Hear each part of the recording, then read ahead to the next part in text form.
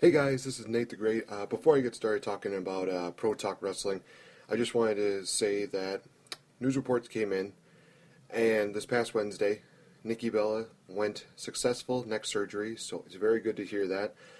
Honestly, right now, we don't know if she's going to be coming back in the next few months, or maybe a year, or maybe if her career is over right now. But honestly, I just would like to say my thoughts and prayers go out to the Bella fans, the Bella family, as well as Nikki Bella, because I really don't want her career to go out like that. I'm sure she had many different ways she would like to go out, but having a career-threatening injury is not the way that anybody wants to go out. So, nothing but the best for Nikki Bella, speedy recovery, safe recovery, and we will keep you up to date on the prognosis of the injuries as well as the future that holds for Nikki Bella. So, stay tuned, guys.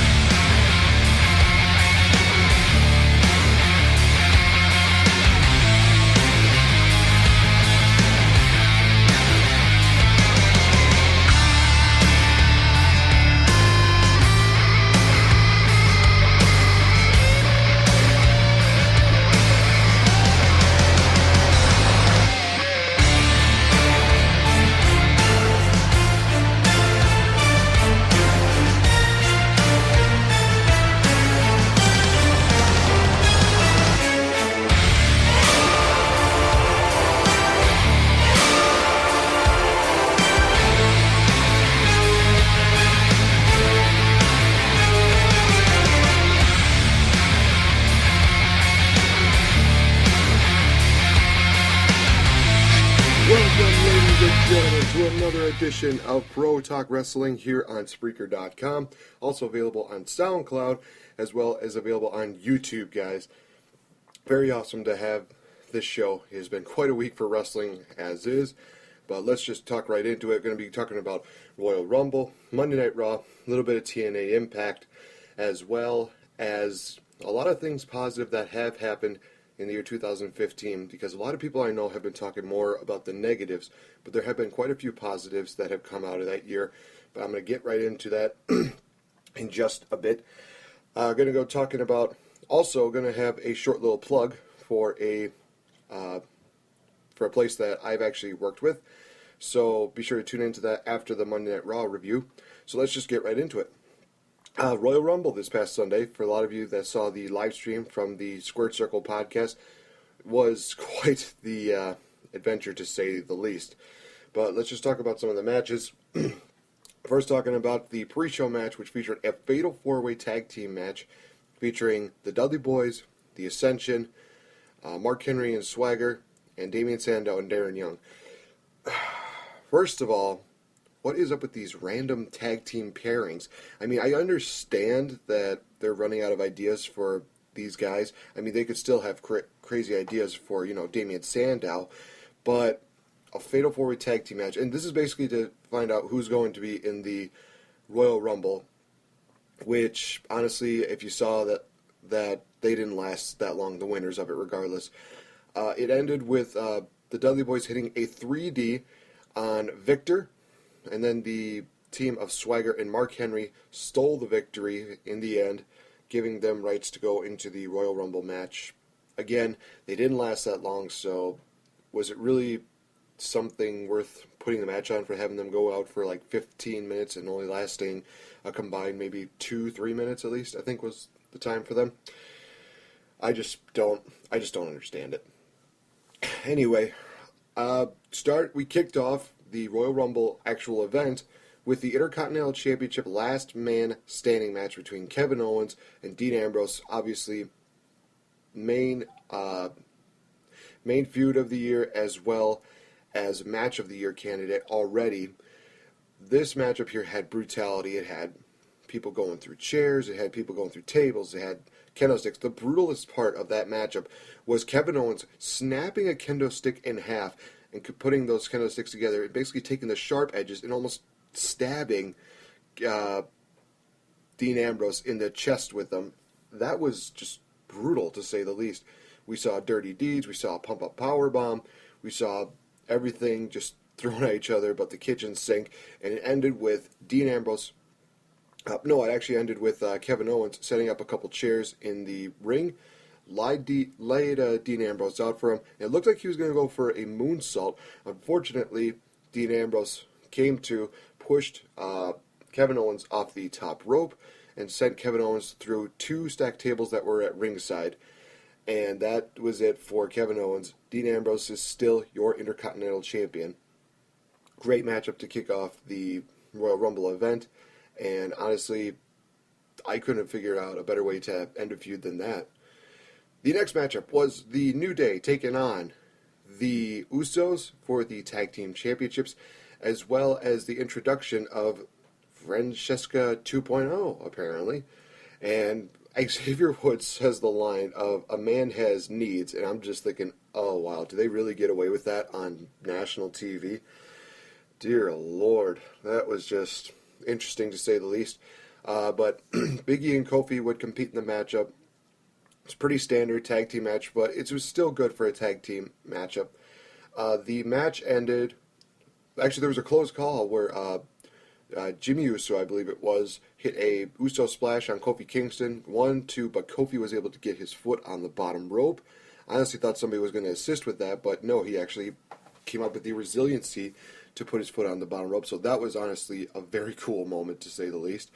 As well as Big E's catch to Jey Uso in midair, able to catch him and hit the big ending for the 1-2-3. Still, unfortunately, your tag team champions, the New Day.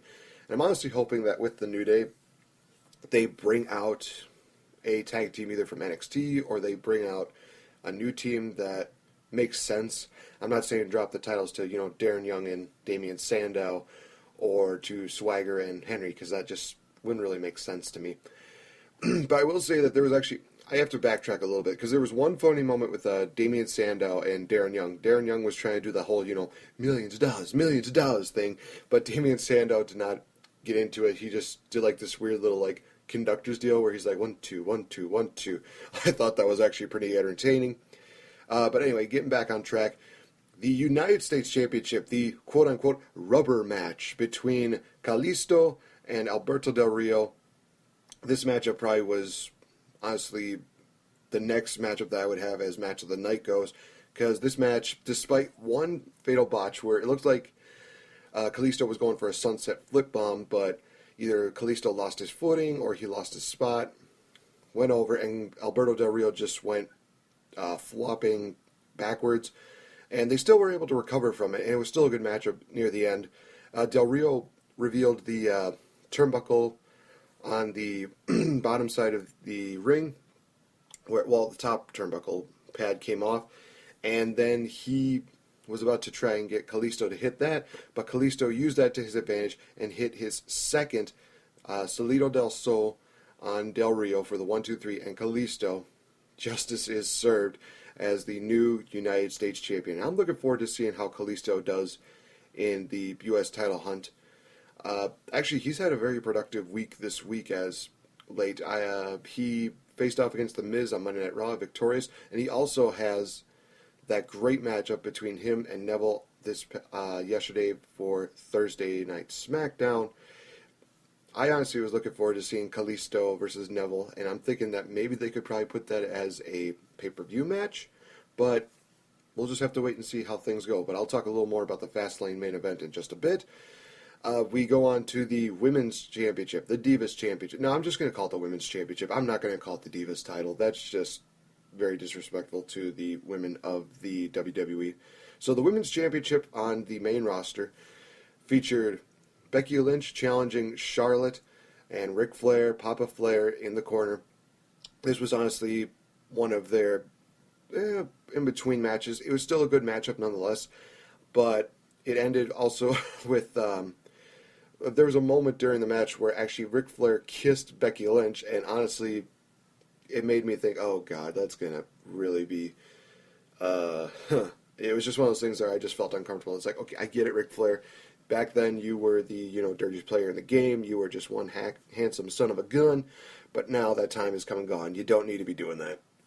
And actually, I think one of my friends, Chris Locke at Clock 7, he mentioned that Ric Flair's already paying alimony for Becky Lynch during the matchup. And I'm thinking, wow, that would not surprise me. Some women probably got one kiss from Flair, and the next year, boing, here's a baby.